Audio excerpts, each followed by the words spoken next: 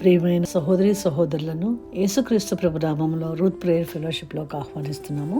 ఈ దినము దేవుడు మనతోటి దానియేలు గ్రంథంలోని 4వ అధ్యాయం ద్వారా మాట్లాడతలంచారండి. ఏ హృదయము కలిగి ఉండాలి అనేది దేవుడు ఇక్కడ మనకు వివరిస్తున్నారండి. 4వ అధ్యాయంలో నెబూకద్నెజరు అన్యుడైనటువంటి ఈ రాజు సృష్టికర్త అయినటువంటి దేవుని గురించి తెలియదు అతనికి. ఆ జాతికి చెందినటువంటి ఆచార వ్యవహారాల్లో ఉన్న ఆ రాజు మన దేవుడిని యొక్క గొప్పతనాన్ని వివరిస్తున్నాడు. ఇక్కడ 4వ అధ్యాయం మొదట్లోనే తను ఏమి కనుగొన్నాడు, సృష్టికర్త అయినటువంటి మన దేవుని యొక్క సార్వభౌమత్వాన్ని, ఆధిపత్యాన్ని అంగీకరిస్తూ చాలా గొప్పగా తన ప్రజలకు వివరిస్తున్నాడండి. మరి మన దేవుడు మనతో ఈ రోజున అతని జీవిత విధానం నుంచి ఏం మాట్లాడదలంచారో చూద్దామండి. మొదటి వచనం నుంచే మన సృష్టికర్త అయిన దేవుడు, మనము కనుగొని మనం ఆరాధిస్తున్న దేవుడు ఏమి తన జీవితంలో చేశారో చాలా గొప్పగా వివరిస్తున్నాడండి. రాజుగు నెబూకద్నెజరు లోకమంతటా నివసించు సకల జనులకును దేశస్థులకును ఆయా భాషలు మాట్లాడే వారికి ఈలాగు సెలవిచ్చుచున్నాడు. అనగా తన అనుభవంలో తన జీవితంలో జరిగిన విషయాన్ని ప్రజలకు తెలియపరచాలి. తను ఒక సాక్షిగా, తనకు ఆ మాట తెలియకపోవచ్చును, తన జీవితంలో సృష్టికర్త అయిన దేవుడు ఏం చేశారని చెప్పడానికి మొదటి వచనంలోనే తను చెప్తున్నాడండి. సకల జనులకును దేశస్థులకును ఆయా భాషలు మాట్లాడు వారికి ఈలాగు సెలవిచ్చుచున్నాడు, మీకు క్షేమాభివృద్ధి కలుగునుగాక. అనగా మీరు ఈ మాటలు విన్నప్పుడు మీకు క్షేమము అభివృద్ధి కలుగుతుంది. నేను సృష్టికర్త అయిన గొప్ప దేవుణ్ణి కనుగొన్నాను అని ఆ మాటలు తెలుసుకోవటంలోనే మీకు క్షేమం కలుగుతుందని మొదటి వచనంలోనే వివరిస్తున్నాడండి. ఎంత గొప్ప విషయం అండి.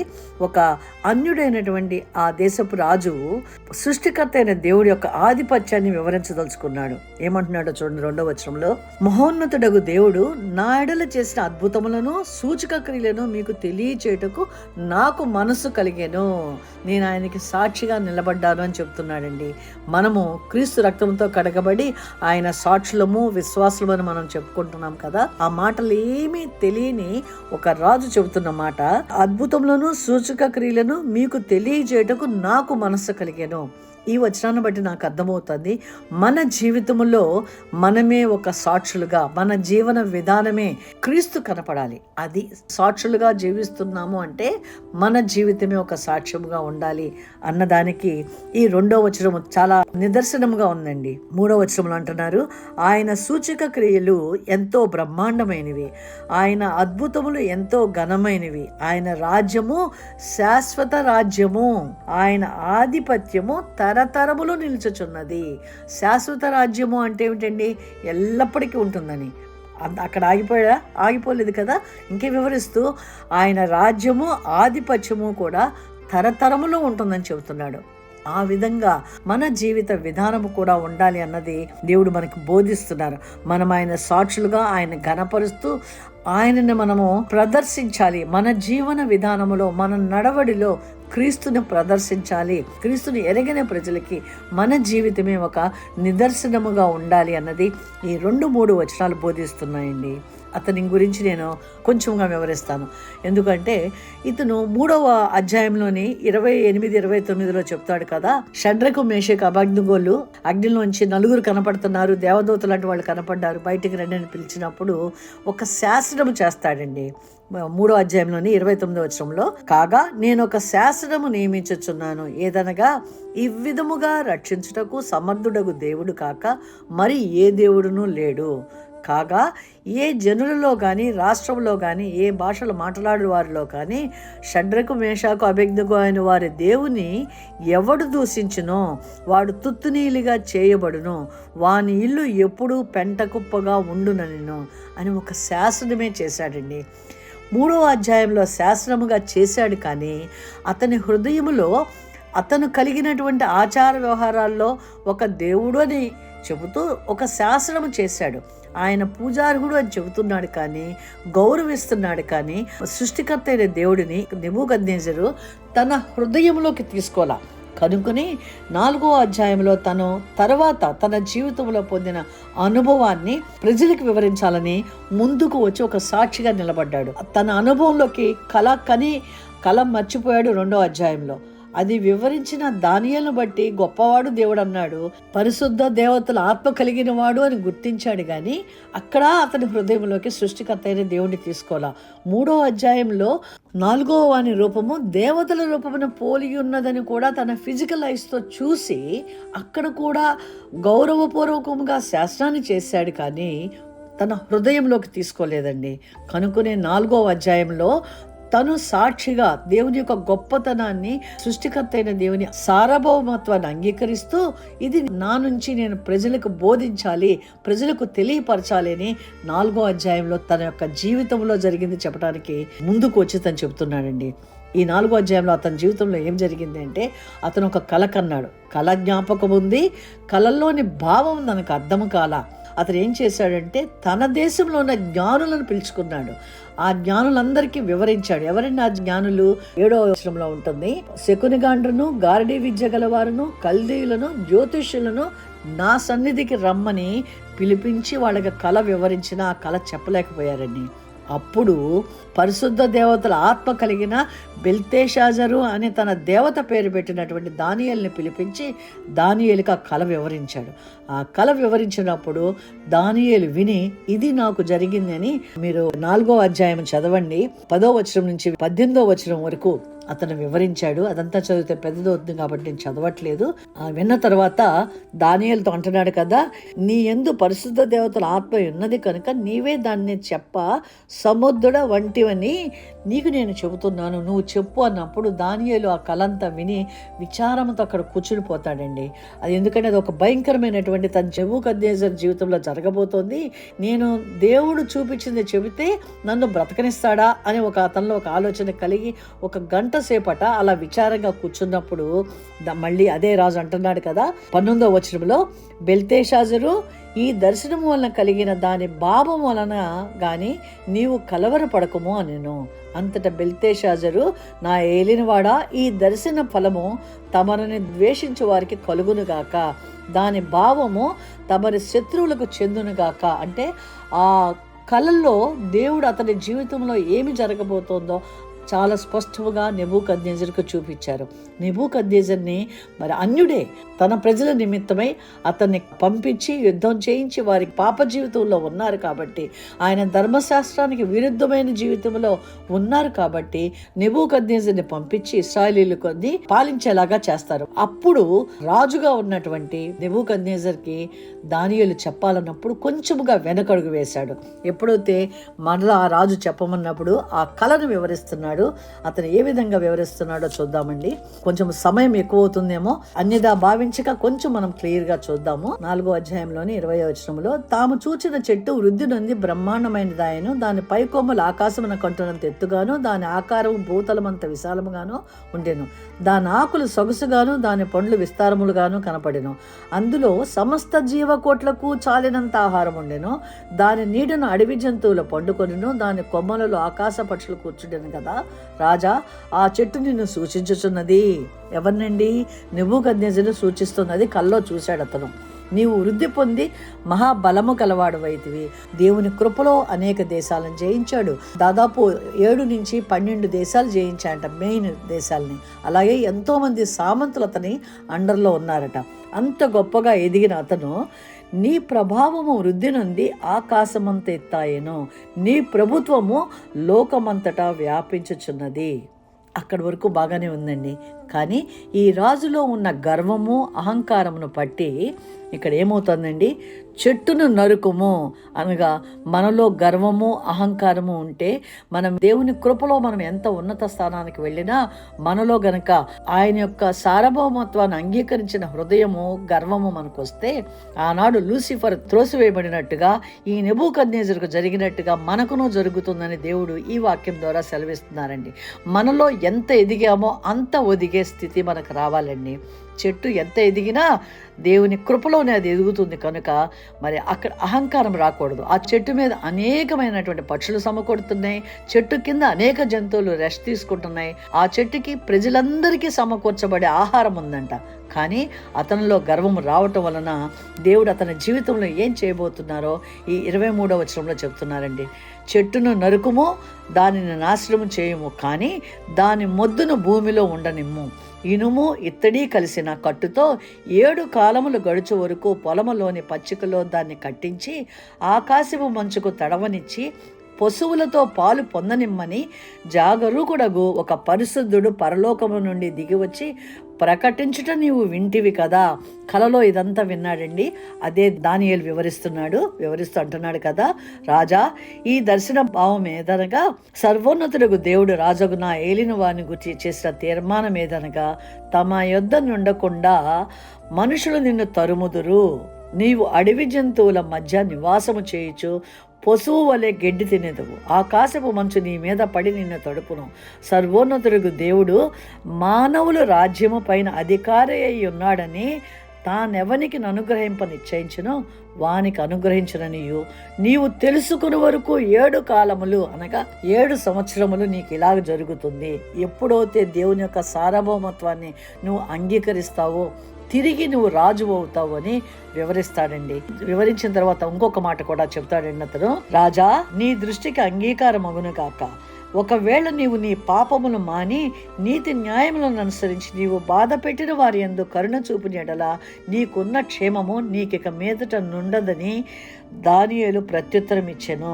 ఈ మాటలోని భావాన్ని ఒక వాక్యం రాసిందండి. కల్దీయుల యొక్క మనస్తత్వము ఏ విధంగా ఎలాంటి భయంకరమైన కార్యాలు చేశారు అన్నది 2వ దినవృత్తాంతాల్లో చాలా స్పష్టంగా వాళ్ళు ఎలా యుద్ధం చేశాడో రాయబడి ఉందండి.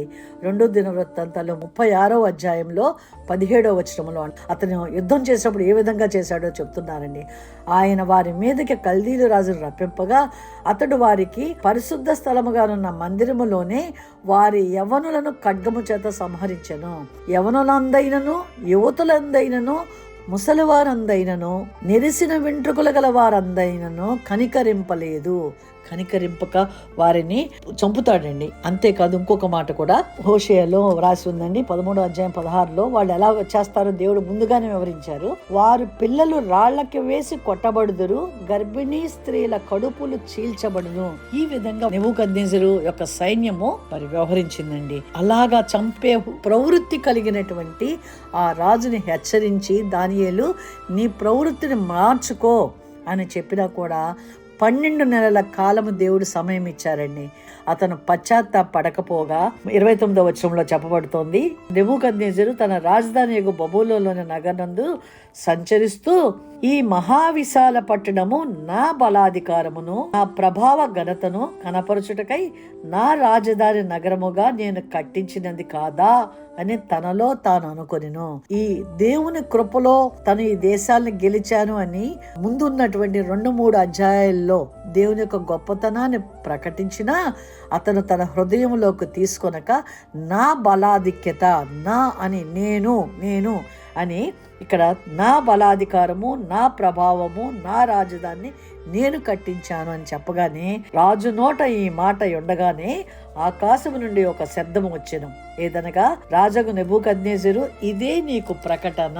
నీ రాజ్యము నీ యొద్ద నుండి తొలగిపోయేను, తమ యొద్ద నుండి మనుషులు నిన్ను తరిమెదరు, నీవు అడవి జంతువుల మధ్య నివాసము చేయొచ్చు, పశువు వల్లే గడ్డి మేసెదవు. సర్వోన్నతులకు దేవుడు మానవుల రాజ్యము పైన అధికారి అయ్యుండి తానెవనికి దాన్ని అనుగ్రహింప నిశ్చయించునో వానికి అనుగ్రహించునని నీవు తెలుసుకొని వరకు 7 కాలంలో నీకేలాగు జరుగునని చెప్పాను.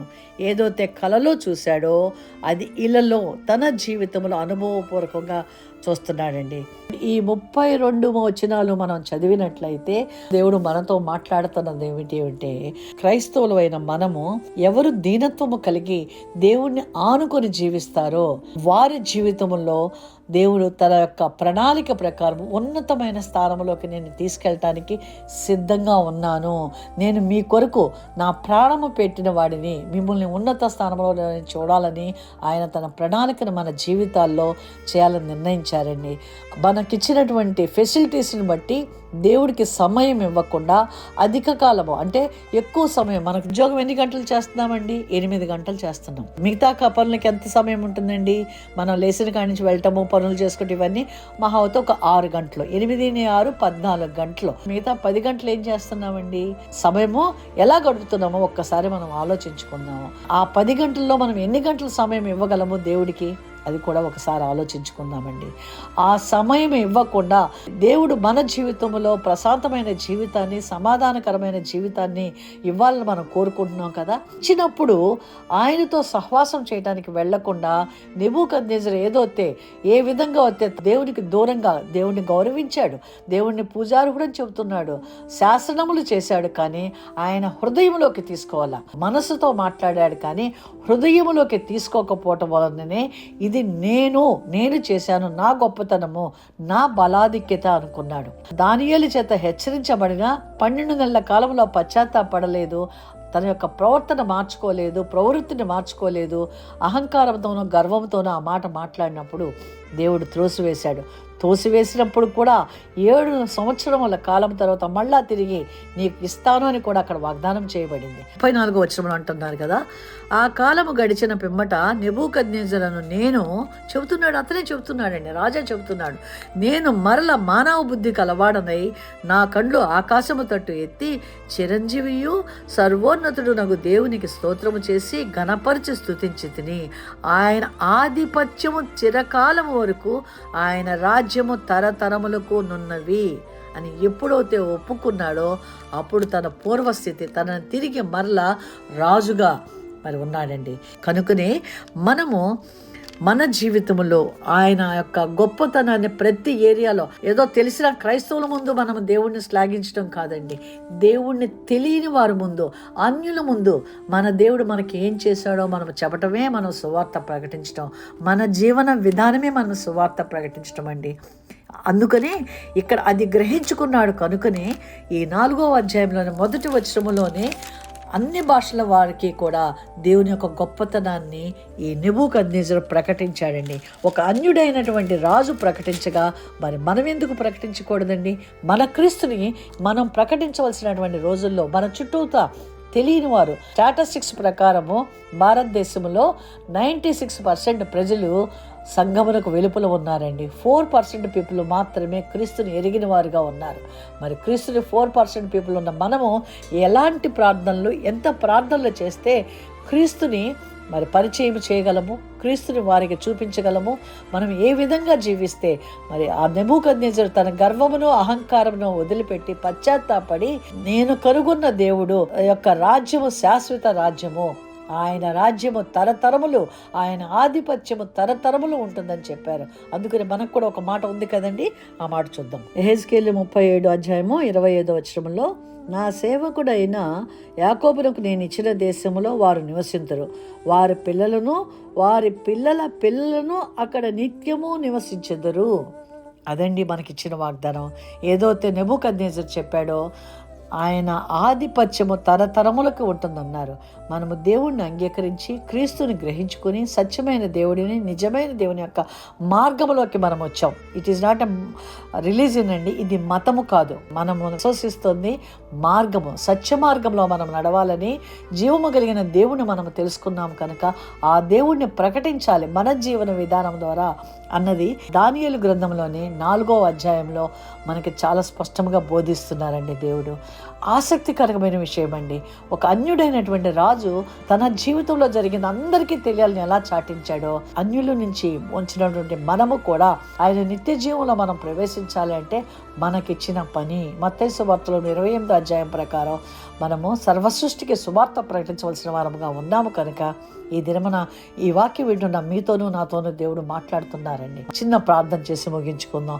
సర్వశక్తిమంతుడైన దేవా, అన్యుడైనటువంటి ఆ నెబూకద్నెజరు ఏ విధంగా సకల ప్రజలకి అంటూ మరి వారికి అందరికీ కూడా తన జీవితంలో జరిగింది ఎలా బోధించాడో అలాగున మేము కూడా మా జీవన విధానమే క్రీస్తుకు సాక్షులము అని కనిపించేలాగా మేము జీవించగలుగుట కొరకు నీ సువార్తను ప్రకటించే వారముగా మమ్మల్ని అభిషేకించి మీ పాత్రలుగా వాడుకొనమని ఈ వాక్యం వింటున్నటువంటి ప్రతి ఒక్కరి జీవితంలోనూ మీ ఆత్మకార్యము జరుగునుగా కానీ యేసు నామములో ప్రార్థించి వేడుకొంచున్నాను తండ్రి, ఆమేన్. ఎవరికైనా ప్రార్థన అవసరం ఉన్నట్లయితే డిస్క్రిప్షన్లో ఉన్నటువంటి ఫోన్ నెంబర్కి ఫోన్ చేయండి, మీకు ప్రార్థనా సహాయం అందించగలము.